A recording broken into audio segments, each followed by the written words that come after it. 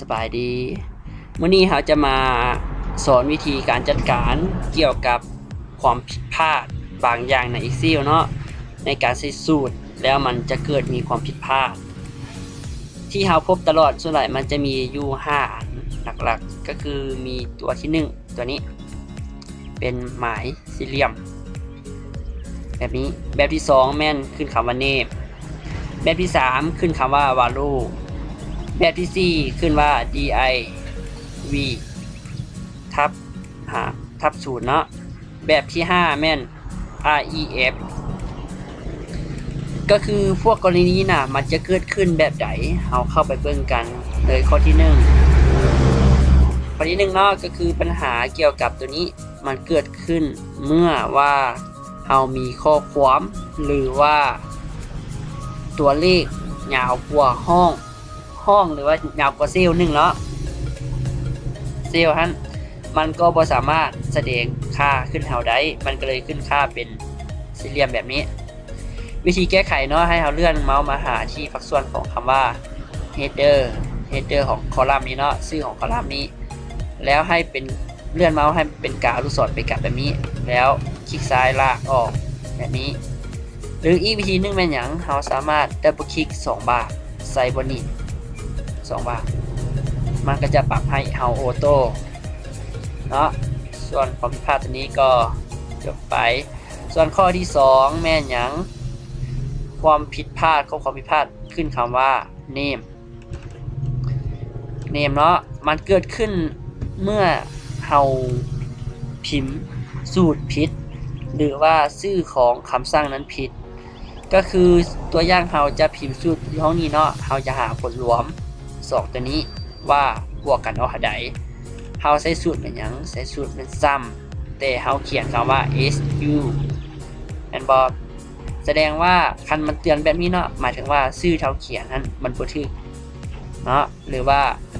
Excel นั้นมันบ่มีสูตรนี้เฮาก็มีได้ไปเบิ่งว่าสูตรเฮาถูกบ่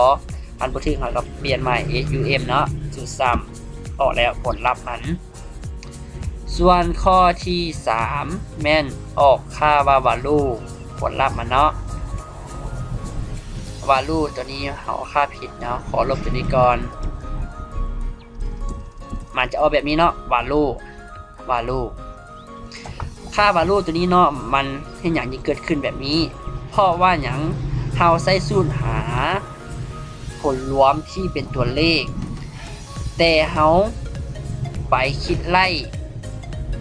อยู่ในช่วงนั้นน่ะมันมีตัวหนังสือมาขั้นมันก็เลยออกคำว่า value หมายถึงอย่าง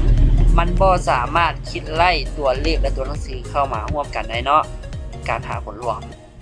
แต่ตัวนี้เราใช้อย่างก็คือเราใช้บวกทั่วไปเอาห้องนี้บวกห้องนี้ห้องนี้บวกห้องนี้5บวกคำเว้ามันบ่ออกอยู่แล้วเนาะเป็นตัวเลขเราก็เลยได้เปลี่ยนสูตรใหม่วิธีแก้ไขเนาะเข้าไป sum อย่าวางแล้วแบบนี้ enter ออกแล้วเนาะผลลัพธ์ว่าสาวสูตรซ้ำเนาะมันจะบ่ไปคิดไล่พวกที่เป็นข้อความมันจะไล่เฉพาะเป็นตัวเลขโอเคเนาะไปข้อที่4ปัญหาที่4แม่นหยัง div เนาะ div นี่นะมันจะเกิดปัญหานี้ขึ้นนะก็ต่อเมื่อเฮาพยายามที่ใช้สูตรจะแบ่งจำนวน0หรือห้องว่างเปล่าคือตัวอย่างห้องนี้เป็น4ห้องนี้เป็น0แต่เฮาพยายามจะเอา4มาหาร0มันออกคำว่า div error เนาะวิธีแก้ไขมันเนาะเฮ็ดแนวใดก็คือเอาใส่ตัวนี้ใส่ if มาช่วยเนาะก็คือเฮาใส่เข้าไปว่า if ตรวจสอบว่าถ้าว่าห้องนี้มันเท่ากับ0เฮาให้แสดงค่าว่า0เลยก็ได้แบบนี้จุดถ้าว่ามันบ่เท่ากับ0ห้องนี้นะบ่เท่ากับ0มันจะเอาห้องนี้กับห้องนี้มาหารกันเนาะลองเบิ่งวงเล็บ enter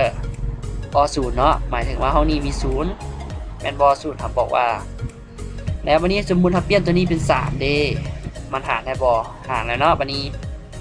แสดงว่าสูตรเขาถูกต้องมันบ่ออกค่าคำว่า div แล้ว ส่วนข้อที่5ข้อสุดท้ายข้อสุดท้ายเนาะมันขึ้นว่า ref ref นี่นะมันเกิดขึ้นในกรณีใดมันจะเกิดขึ้นในกรณีที่ว่าห้องที่เราใช้สูตรนั้นหมายถึงห้องที่เราใช้สูตรนั้นน่ะมันหายไปหรือว่าถูกลบตัวอย่างเนาะเรามีค่าตัวนี้เป็น4ตัวนี้เป็น4เราบอกว่าเอา2ห้องนี้มาบวกกันแล้วให้แสดงผลอยู่ห้องนี้แต่ในกรณีว่าเราลงไปลบห้องนี้บ่ตัวอย่างเนาะคลิกขวา delete นี่มันจะขึ้นคำว่า ref แปลว่าห้องนี้ห้องที่มันบวกนั้นนี่เห็นบ่ ref ห้องที่เราลึกไปน่ะมันจะบ่เห็นหรือว่าห้องนั้นมันหายไปแล้วมันเตือนแบบนี้เนาะวิธีแก้ไขมันคือหยังเราก็มีแต่ว่าลบตัวนี้ออกแล้วสมมุติมันมีข้อมูลอยู่นี่ใหม่เราก็มีแต่มาคลิกเอาห้องนี้แล้ว enter เราเปลี่ยนตัวนี้เบิ่งวันนี้เป็น5เนาะวิธีแก้ไขมันสำหรับคลิปนี้ก็จบเท่านี้เนาะใครบ่เข้าใจตัวใดก็สามารถถามได้ขอขอบใจ